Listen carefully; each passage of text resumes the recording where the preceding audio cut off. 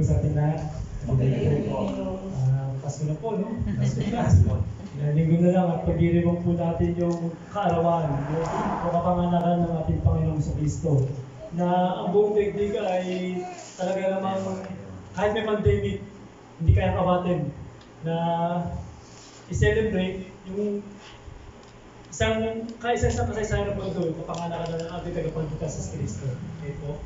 So tayo po yung manalangin, bago tayo pumunta sa ating Panginoon. Dakilang Diyos, ang mga nasa langit, kami po ay salamat po ni Panginoon sa isa naman pong gabi, O Diyos, ng pananalanginan. Dahil pinig Panginoon, kung saan po Panginoon po kami sa lugar po ito. Una, pagsambahin ka namin, salamatan, kakilain, yung pangalan.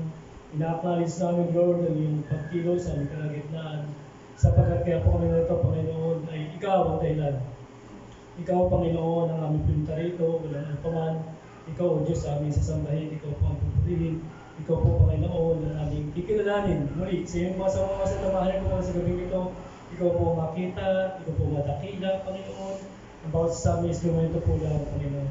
O Diyos, dalangin ko po malakas pagkilos ng Banal Espiritu, Panginoon, at ikaw po, Panginoon, luminis sa mga puso, alamang karamihan, kasalanan, O Diyos, na nakita po sa amin, Panginoon, tatawad po. Patawad, Panginoon, sa mga mali namin naisip, nagawa, Panginoon. Ikaw po nakalam lahat ng bagay. Wala kami matatago sa iyo, Diyos. Maging malinis kami sa iyong harapan, Panginoon. Hindi po lamang ngayong gabing ito, kundi Lord, manatili kami lumalakad, Panginoon, sa buhay na ito, pagamat mayroong mga problema at pagsubok. Diyos, na ikaw po ang naluwalhati. Ama, salamat po sa gabing ito, sa pangalan po natin ng Yesu Cristo. Amen. Ang ating pumupulayan po sa gabing ito ay isang very familiar na po kayo ito sa ating pag-aaralan sa gabing ito. At alam po ito ay kabisado ng kapsado natin, parang review na lang din po sa atin po. Ating pong basahin yung Matthew chapter 6. Verse 7 to 12. Alam ko po, kabisado nyo kayo sasabihin ko, babasahin ko po. Ang cross-reference niya po ay yung Luke chapter 11, verse 2 to 4. Yan po yung magkasabay na pag-aaralan natin po. Verse 7 ng Matthew chapter 6, ito po sabi ng Panginoon, sa panalangin ninyo, huwag kayong gagamit ng maraming salita. Salitang walang kabuluhan. Gaya ng ginagawa ng mga hintil. Ang akala nila ay papakinggan sila ng Diyos dahil sa haba ng kailang sinasabi. Huwag niyo silang tularan. Alam na ng inyong Ama na nasa langit ang inyong kailangan bago pa ninyo ito hingin sa Kanya. Ganito kayo manalangin. Ama namin nasa langit, sambahin nawa ang iyong pangalan. Dumating nawa ang iyong kaharian. Masunod nawa ang iyong kalooban dito sa lupa tulad na sa langit. Bigyan mo kami ng aming pagkain sa araw-araw at patawarin mo kami sa aming mga kasalanan tulad ng pagpapatawad namin sa mga nagkakasala sa amin. At huwag mo kaming hayaang matukso, kundi iligtas mo kami sa masama, sapagkat iyong kaharian at ang kapangyarihan at ang kaluwalhatian magpakailanman. Amen. So, ano mo makikita natin dito? Sa Luke chapter 11 po, katapos na mag-pray ni Jesus Christ ito sa totoo lang, katapos siya na manalangin, tinatapos siya mag-pray, lumapit sa kanyang mga alagad. Sabi niya, Lord, turo mo kami mag-pray. Kaya na ginagawa ng mga alagad ni John, paano sila mag-pray? Ibig sabihin, as of this time, mga alagad hindi pa alam ng tamang panalangin. Kaya panalangin nila, tradition lang. Tinuro sa kanilang mga Pharisees, sa mga magulang nila. So very traditional prayer nila. Pero as of this time, nagpaturo sila manalangin sa Panginoon. Lord, paano ba itong prayer? Paano ba kami lalapit sa Diyos? No? So, nagsabi ang Panginoon, paliwanag sa kanila, ang Panginoon paano manalangin. Una, ang panalangin, minsan akala natin ito ay paghingilangan sa Diyos. Pag-pray ka, kailangan mo ito. Kailangan mo, next time ka, pray ka. Di ba? Pag may hingin tayo sa Panginoon, pray ka lang. Kaya ganito. Pero piniwala dito natin, isa-isa natin, kung ano yung mga sinabi ng Panginoon. No? Sabi ng ganon, Ama namin nasa langit. Pag mag-pray daw natin, ano sabi natin? Manalangin tayo sa Ama natin nasa langit. Anong nakikita nito? Ama. Ibig sabihin tayo mga anak niya. Diba? Sino nagturo? Si Jesus Christ, anak ng Diyos. At Diyos mismo. Si Jesus, puno ng panalangin yung buhay niya. Kaya nung tuturuan niya yung mga alagay ng manalangin, alam niya kung paano niya ituturo sa mga alagay yung tamang panalangin sa Ama. Tamang pakikipag-usap sa Diyos. Kaya sabi niya, dito kami nalangin, Ama namin. Sino meron karapatan tumawag sa Diyos ng Ama? Anak. Tama? Tayo. Sino ba tayo? Di ba? Anak tayo ng Diyos. Di ba? Sabi na gano'n sa una, sabi niya, huwag yung gayahin yung mga hentil. Sila yung maraming sinasabi, kaya hindi sila pinakikinggan ng Diyos. Yun yung pagkakaiba, di ba? Yung mga hentil sabi nga, Diyos. Pero pag yung mga alagad nila tinuruan niya, pag sumusunod sa Kanya, Ama na. Di ba napakasarap? Mga tatay, di ba? Tayo, mga tatay na rito. Pag yung anak natin, ano sabi? Alam natin, hihingin anak natin minsan, di ba? Anak na kailangan niya ng baon sa eskwela, kailangan niya ng baon, kailangan niya ng pagkain, kailangan niya ng pera. Alam na ng tatay yan eh. No? Bago lang pala lumapit sa Kanya, yun yung sabi ng binasa natin. Bago niyo pahingin yung pangailangan, ano na ng Diyos yan? Pero bakit kailangan natin sabihin? Alam na pala ng Diyos eh. Diba? Pwede naman pala hindi na tayo mag-pray. Kaya na ginawa ng Diyos sa mga taga-Israel doon sa Exodus, di ba? Every day may bumabagsak na mana. May kinakain sila. Pero ito, sinabi ng Diyos, alam na may pangailangan yun, pero kailangan pa rin ba natin hingin sa Kanya? Bakit? It means intimacy. Pakipag-ugnayan natin sa Diyos. Sige nga, anak mo, alam mo nang kailangan niya ng baon, binigyan mo lang, tapos balis na. Wala eh, di ba? Parang bali mo lang. Pero lapis siya pa, baon ko. Tingin. Di ba iba yung meron kayong communication? Nakikita mo yung intimacy. Nakikita mo yung pakiramdam ng isang tatay sa anak na, ay oo, kailangan anak ko ito. Magkano kailangan mo? Dagdag pa, gusto mo? Diba? So, ganun din yung Diyos. Kaya gusto niya tawagin natin siyang Ama kasi para malaman natin na meron intimacy relationship sa Kanya. At ano, sigurado ba tayo na ako, Lord, anak mo ko. Tatawagin kita Ama. Diba? Dahil na may karapatan. Yung lang mga meron personal relationship kay Jesus Christ ang pwede tumawag sa Ama. Sa Diyos ng Ama. Kasi nga, believer. Okay? Pangalawa, sinabi niya gano'n, Ama namin, nasa langit ka. Nasa daw ang Diyos? Nasa langit. Doon natin makikita kung gano'n kataas ang langit. Kaya natin sapatin, walang sukat. Ganun daw, imagine mo, napakalayo ng Diyos, nasa lupa ka, ihingi ka sa Diyos na nasa langit. Ano pinakikita dito? Pinakikita dito yung power ng Diyos. Ilang bilyon ng tao sa mundo na humihingi sa Diyos na langit? Marami. Pero lahat yan, kaya niyang dinggin. Lahat ng panalangin kaya niyang dinggin. Ganon ka-powerful si Lord. No? Ama namin sa langit ka, sambahin ang ngalan mo. Diba? Worship. So ang prayer is worship. Hindi basta-basta tayo hihingi nila. Panginoon, kailangan ko ngayon ng trabaho. Bigyan mo yung promo, please. In Jesus' name. Hindi. Dapat, pag magpe-pray ka sa Diyos, pag manalangin ka, sumamba muna tayo. I-acknowledge natin, ilalapitan natin, hindi lang presidente yan. Hindi lang yan mataas na tawag sa atin. Kundi Diyos siya. Authority. Diba? Dapat ganun tayo. Yung paggalang. Di ba yung isang harian? Di ba yung hari, paglalapit, miski mga anak niya, prinsesa, di ba? Nagbibigay ka lang sila, mahal na hari. Di ba? Dapat tayo ganun din. Higit pa.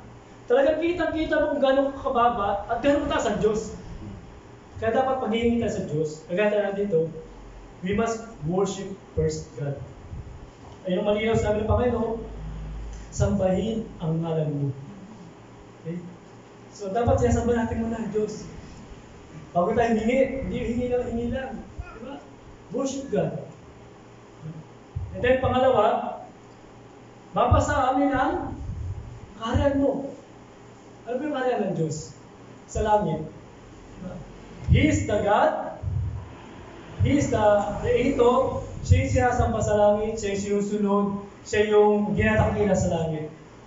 Everyday ba, bago tayo hingin sa Diyos, ginatakila natin siya.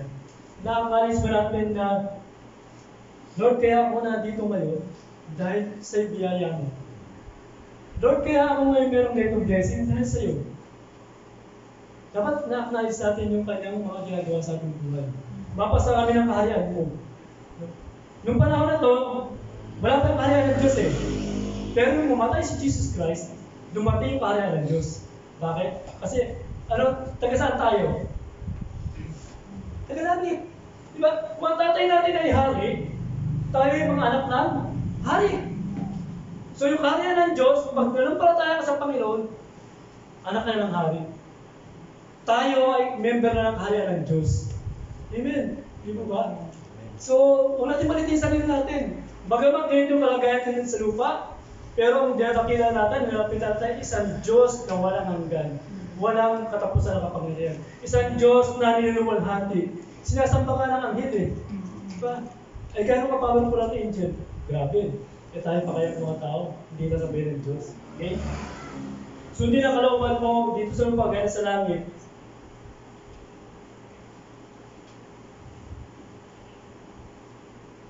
Una, dapat manalangin sa Diyos na nasa langit. Kailan? Di ba? When? When Jesus Christ said, how to worship God. Inano ko lang po yung pattern ko. Yun po. Ang marami, nasa langit ka, sambahin ang ngalan mo, mapasa amin ang karya mo, sundin ang loob mo dito sa lupa, gaya sa langit. Ano ba yung kalooban ng Diyos sa lupa? Ano yung kalooban ng Diyos sa langit? Kalooban ng Diyos sa langit, ibahagi ang kanakarihan. Yun ang turo niya sa atin ngayon, utos niya. When Jesus, nasa lupa siya, pinakita niya kung sino ang Diyos sa langit. Kasi hindi nakikita ng mga tao ang Diyos eh. Diba? Imposible. Pero si Kristo, pinakita niya na yung kung sino yung Diyos sa langit. Kaya sabi niya, nakakita sa akin, nakakita sa Ama eh. So yung ginawa ni Jesus Christ, yun yung ginagawa ng Diyos. At yun yung ginagawa natin ngayon. Pag-ibig. Diba? Pag-ibig sa kapwa. Madaling sabihin, mahal kita, Lord. Pero kung dito nakikita ang kapwa mo sa'yo, wala. Diba? So, ang mga totoong sumusunod ni Kristo, isa sa makikita dyan bilang pinaghaharian ka ng Diyos at meron ka ng susunod ng Panginoon, pag-ibig. Diba? Dapat nakikita sa atin yan. Hindi tayo namimili ng tao. Nabibigyan, hindi tayo namimili ng tao pagkakalooban, hindi tayo namimili ng tao mamahalin. Kahit hindi kayo ibig-ibig, dapat ibigin natin. Di ba sabi ng Lord, if you love one another, the world will know that you are my disciples. Yun ang isang tatak ng mga Kristiyano, magmamahalan tayo ito bilang magkakapatid. Okay? Kaharian mo. Mapasabi ang kalooban mo, sundin ang loob sa lupa, ganyan sa langit. And then doon pa lang siya humingi. Doon pa lang siya nag-utos na humingi. Diba? Naalala ko po, nung kami po ay nasa Tagulin, no? Patapos na po yung hindi po. Unang project ko kasi mapunta sila ako sa Tagulin, municipal hall ng Tagulin. And then pandemic, nag-pandemic po, siyempre, no, by March 17. So, walang trabaho kami. Ang ginagawa lang ko pa niya, allowance namin 150 per day. Hiligan natin. So, kahit paano po nakapapadala sa pamilya, may naipapakain. And then, we thank God kasi po, may mga kapatid din po tumutulong sa amin doon. Ibigay pagkain, libreng merienda, o almusal, ganyan. Hindi po kami pinabayaan ng Diyos. And then one time po, May 4, kung hindi ko nakalimutan, nag-declare ang gobyerno. Okay, lahat ng government project, priority, pwede ako mag-umpisa ang construction. May 4. May mundo mating sa amin, yung pinadala boss namin. Pwede naman mag-umpisa lang sa May 4. Lunes, okay na tayo, go na tayo. So, yun po yung mga tao. So, tinulbox yung mga tao, binitig yung mga tao. Okay, good news. May 4, mag-umpisa tayo ng trabaho ulit. Meron ng mandato galing sa gobyerno, mag-umpisa ulit tayo. So, tuwa-tuwa po yung mga tao. So, umpisa po kami ng Monday. Bandang mga tanghali o umaga, mabasa kayo foreman. Kasi wala kami engineer doon. Parang ako lang nasa 4 yung foreman, pero parang ako yung pinaka-leader nila. As a safety officer. Then, di ba sa akin isang foreman, Kuya, kinusap ko ni Mayor. Ito, no offense po kay Mayor. Natagulin. Bakit? Huwag muna tayo trabaho doon bukas. Hanggat hindi niya nakakausap si boss. Ha? Bakit daw? Hindi sinabi. Basta gusto niya makausap si boss. Hapon, inulit ulit ng Mayor. Okay, pinatrabaho bukas, hanggat niya makausap yung Mayor. Ay, yung boss niyo. Hapon, inulit sa akin yung foreman. Kinausap pa yung engineer ng Sir, ano po ba tayo? Ba't hindi ka pwede magtrabaho bukas? Hindi ko alam, sir eh. Kaya, kausapin mo na yung boss mo, usap sila ni Mayor para maging maayos. So, tumagan po yung boss ko. Sir, sabi niyo, usap daw kayo, ganito. Ay, naku, Kuya Ray. Ayaw, makakausap siya. Kung ayaw pagtrabaho bukas, huwag kayo magtrabaho. Sabi ko, naku po, talo na ito. Tapos, huwag pa yung project engineer namin. Wala muna tayong pasok bukas, May 5. Kasi, wala pa tayong ID sa DPWS. Kailangan bawat worker merong ID. So, nalungkot kami na. Kinagabihan, tinulbox ko yung mga tao. Okay, bad news, sabi ko. Medyo nakakalungkot. Pero kailangan natin manalangin, sabi ko sa kanila. Bukas, wala tayong trabaho ulit. Kasi, alam nila siguro yung dahilan, sabi sa kanila. Pangalawa, ang dahilan, wala pa tayong ID ng DPWH. Kaya tayo pwede magtrabaho. Murmur yung mga tao, reklamo, ganyan, ganyan. Ano po ang ginawa ko? Simple lang. Mabas po ako sa kalsada, may poste, po ako, tumingin ako sa langit. Sabi ko, Lord, tao lang ang nagdesisyon. Simple prayer na po, tao lang po ang nagdesisyon, Lord. Tao lang yung boss ko, tao lang si Mayor, tao lang lahat ang desisyon. Kaya mong baguhin yung puso nila. Simple panalangin na po yung ginawa ko ng gabi ko, pero sincere ako. Kasi hindi naman para sa akin eh, sa tao eh. Yung mga tao kasi, ano na, dismayado na. Ako, wala problema kasi yung blessing of the Lord, andyan tuloy-tuloy. May peace ako sa puso ko, pero ang akin, ina-address ko para sa mga tao. Di kinabukasan ko, mga pag-9, tinawagan po ako ng engineer sa munisipyo. Sir, punta ako sa munisipyo. Pang bahay mo po, nakashort ako kasi wala eh. Oh, bakit sir? Good news. Sabi ni Mayor, pwede na magtrabaho. Ay talaga? Sabi ko, oh praise God! Sabi ko, di labas ako, takbo ko. Sabi sa mga tao, oh mag-in na kayo lahat. In! Sir, sure ka? In kayo! Sabi ni Mayor, pwede na. Nag-in naman yung mga tao. May isa pang problema. Yung DPWS ID, wala pa. Tawag sa akin yung engineer dito. Banayo, yung dito, bulag, tawag sa akin yung foreman dun sa may... Lahat ng project, tumawag sa akin. Kasi nalaman nila, pinapasok yung mga tao eh. Sabi niya, Lampara, kasi Lampara po ang code name ko. Pinapasok mo yung mga tao dyan? Oo sir, yung sabi ng mayor eh. Ay, papasok na rin kami kasi lahat, wala mong pasok lahat eh. Lahat ng project talaga yung tupa. Pasok na rin kami. Di papasok kayo, sabi ko, kayo kami nag-ina eh. Pati po yung boss ko nagtanong sa akin. Kuya Ray, sigurado ka ba sa ginagawa mo? Pinapapasok mo yung mga tao. Sabi ko, yes sir. Sabi ko, tapos naisip ko, ay, naku, paano ito? Wala ko pala tayo din lang. Ibig naman yun, patay ako, makapagalitan. Baka singilin sa akin sila ng mga tao. Pero alam niyo po, tumawag yung aming project engineer. Kuya Ray, okay lang, wala pa kayo ID. Trabaho kayo. Talagang punta po ako sa baras ko, nagtatanong ako, mangiyak ako, ang galing mo. Ang galing mo. Simple prayer. Why? Because we need to worship God. Inacknowledge ko yung kapangyarihan ng Diyos na walang imposible. And then nung gabi, nag-meeting muli kami, sabi sana, kayo pato, kayo. Nasaksihan nyo kung paano ang Diyos kumilos sa atin. Talagang dinin ko sa kanila. Testigo ko kayo. Alam nyo na imposible may pasok tayo ngayon. Pero kayo nasaksihan nyo kapangyarihan ng Diyos. Paano yung posible naging posible? Why? There is God. So prayer. No? Napakahalaga po ng panalangin. Okay. Yung po yung simple prayer na, kung yung gusto mo sa naman mo at sa tingin mong kalooban ng Diyos, hingin natin. Okay? Ask, daily bread. Bakit daily bread? Hindi weekly bread. Natanong niyo ba yun? Bakit kailangan namin Lord humingi sa'yo araw-araw? Hindi dapat, pwede naman siguro. 1 week naman, bigyan mo ng pagkain namin. Bakit daily? Kasi kung isang linggo, bibigyan ni Lord yung lahat na kailangan mo, hindi ka hihingi. Hindi tayo hihingi. Kasi ando na eh. Provided na eh. Pero ang gusto ng Diyos, everyday, kuusap natin siya. We ask Him. We worship Him. Okay? As a Christians. At that is God. No? Sa panghuli, ang sabi nga, patawarin mo kami sa aming mga kasalanan. Gaya na pagpatawad kami sa kakasalanan sa amin. Alam mo makikita natin dito? We are sinners. Privileged lang. Nasa kabila ng pagiging makasalanan natin, ay pwede tayong lumapit sa Diyos. Privilehiyo. Hindi lahat pwede. Tayo, na mayroong relasyon sa Diyos, ang binigyan ng pagkakataon makatawag sa Diyos. Sinners. Dapat pag nalapit tayo sa Diyos, sabi ng ano yung sabi niya, nung muli, kung Patawarin mo kami, gaya ng pagpapatawad namin sa nagkakasala sa amin. Tanong, pag pe-pray ba tayo, humingi tayo ng tawad, di ba? Lord, forgive me. Pero sinabi pa lang sa Diyos, Lord, pinatawad ko rin siya.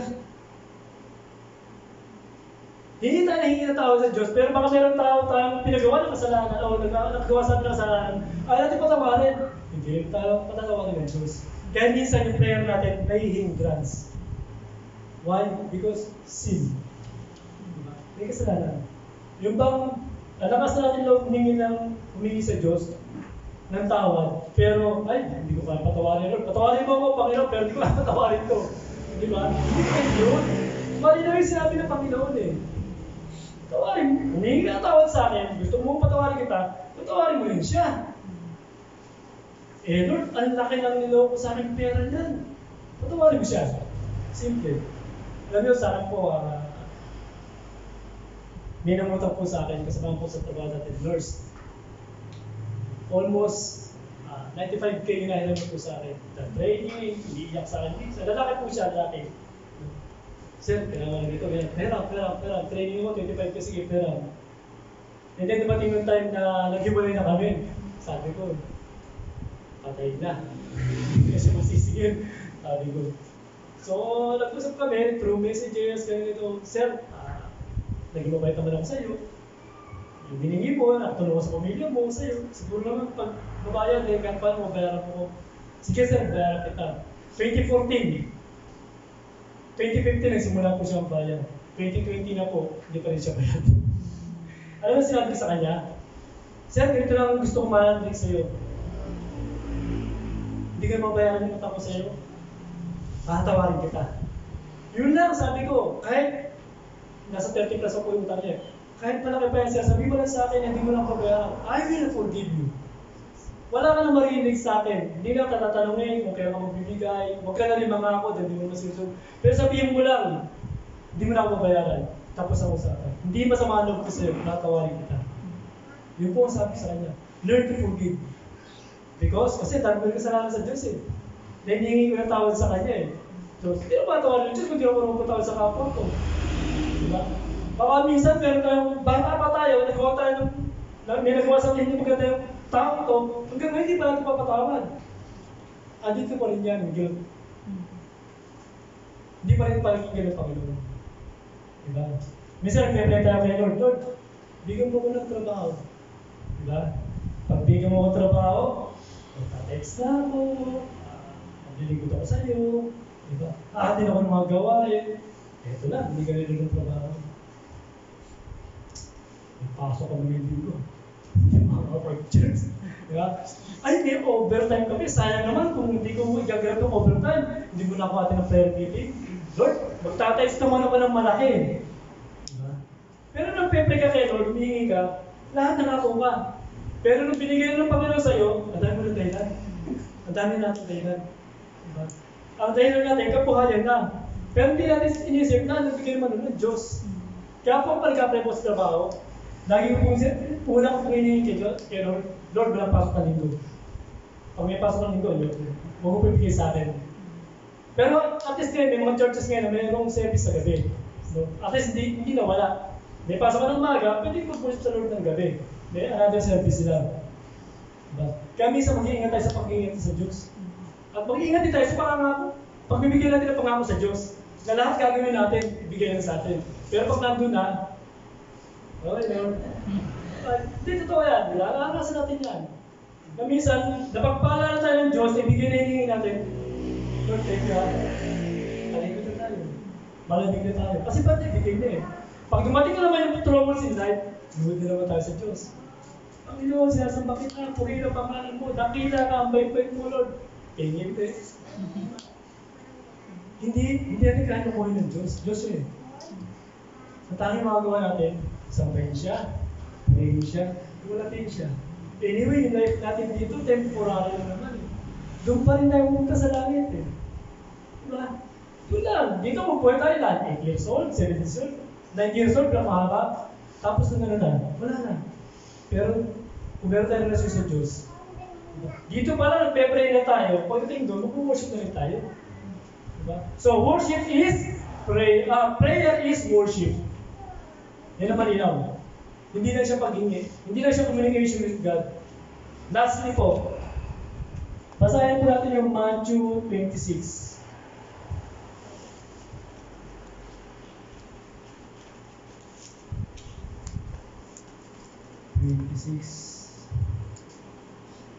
Verse, medyo mahaba po ito pero easy ako na lang po.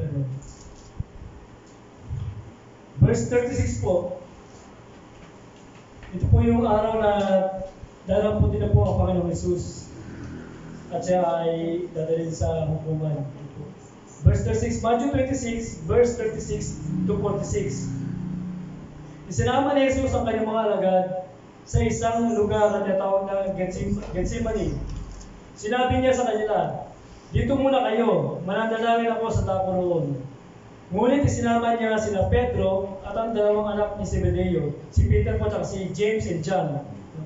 Yung tatlong niyang alagad na malapit sa kanya. Nagsimulang mabagabag at maghirap ang kanyang kalooban. Kaya sinabi niya sa kanila, "Ako'y halos mamatay sa hindi ng kalungkutan. Maghintay kayo rito at samahan niyo ako sa pagpupuyat." Ano makikita po natin doon? Titingnan po natin. Sinama niya yung tatlo niya alagad, may sinabi siya. Hindi pa rin natulugan ng tatlo. Sabi niya, mamatay na ako sa nararamdaman ko ngayong gabing ito. Alino, hindi natulugan ng tatlo. Sabi niya sa tatlo, sama kayo sa atin. Kasi buhay pa ako, pinaramdaman ko, parang mamatay na ako ngayong gabi. No? Verse 39. Lumayo siya ng kaunti, nagpatira pa siya at nanalangin. "Ama ko, kung maaari po, ilayin niyo sa akin ang kopang ito ng paghihirap. Ngunit hindi po ang kalooban ko, kundi ang kalooban ninyo ang mangyari."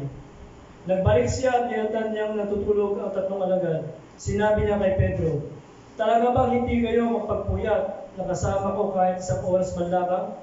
Magbantay kayo at manalangin upang huwag kayong madaig ng tukso. Ang espiritu ay nakahanda, ngunit ang naman ay mahina." Verse 42. Muli siya tumayo at nanalangin, "Ama ko, kung hindi po maaaring maalis ang kopang ito, malibang inumin ko, mangyari nawa ang iyong kalooban." Muli siya nagbalik at nakita na naman niya natutulog sila sapagkat sila'y antok na antok. Iniwan niya muli ang tatlong alagad at siya nanalangin at yun din ang kanyang sinabi. Nagbalik na naman siya sa mga alagad at sinabi sa kanila, "Natutulog pa ba kayo at nagpapahinga? Dumating na ang oras na anak ng tao ay pagkakatulog sa mga makasalanan. Bangon, halina kayo, narito na magkakatulog sa akin." Ano po nakita dito? Si Jesus, prayerful. Ako po ang Panginoon, very prayerful ang Panginoon. Pero this time, for the first time, humingi siya ng prayer request sa mga alagad niya. "Pag-pray niyo naman ako. Tulungan niyo ako, ang hirap ng kalooban ko, pag-pray niyo naman ako." Imagine niyo. Pero yung tatlo, nakita nila yung pagod nila. Hindi na nakita yung pangangailangan ng Panginoon, yung prayer nila. Pero sinabi ng Lord, kalooban ko pa rin, Panginoon. Kalooban ko pa rin, Ama, masunod. Ngayon ba tayo pray sa Lord, pagmingi tayo? Panginoon, gusto mo nito. Kung kalooban mo. Di ba dapat ganyan tayo mag-pray? Lord, gusto ko magkaroon ng kotse yung pula. Kung kalooban mo. Di ba? Nag-text ka kalate, binigay Lord, kalate kotse rin. Pero pula naman. Di ba? Parang gano'n minsan, di ba? Hingi-hingi tayo kay Lord, pero minsan naman, tayo may problema. Di ba? Si Lord mismo. So kaya tayo nandito ngayon, bakit? We need pray for one another. Tama? May kanya-kanya tayong dinadala sa buhay, may kanya-kanya tayong pagsubok. Kaya narito tayo ngayong gabi. Alam natin ang kalagahan ng panalangin. Pag-praise bawat sa yung mga pangailangan ng iglesia, pangailangan natin lahat. Kaya tayo nandito ngayon. To pray and worship Him. Okay? Kasi wala kang kailangan, hindi ko punta dito eh. Hindi tayo pupunta dito eh, di ba? Kasi okay naman ako, Lord, di ba? Pero alam natin bilang mga anak ng Diyos, we need one another. Si Lord yung pakita natin bawa eh. Imagine mo this time, humingi siya ng tulong sa mga alagad. Pag-pray nyo man ako, hindi ko kaya eh. Mahirap. Di ba sabi ng Lucas, yung daw pawis niya parang dugo na tumutulog. Kasi bakit? Imagine mo wala siya kasalanan. Tutubusin niya yung kasalanan ng buong mundo. Dasilan nato, hindi. Tutubusin niya. Banal siya. Tapos, dahil sa kasalanan natin, papako siya. Di ba parang, kaya nga sabi niya, Ama, kung pwede huwag ko nang gawin to. Di ba? Pwede naman ikaw tutusin eh. Pero kailangan ng sacrifice. Kailangan ng iaalay sa Diyos. Kaya yung dugo ng Panginoon, yung katawan niya, binigay dahil sa atin. Wala tayong pwede pagbalakin. Diba? Wala tayong pwede pagbalakin sa Diyos. Binigay niya na lahat sa atin. Ang kailangan natin sumunod sa Kanya. So, sana mga kapatid, nakita natin talaga ng Lord's Prayer. Manamit, nasalanan ka, sabay ng lahat mo. Mapasami ng kalayan mo.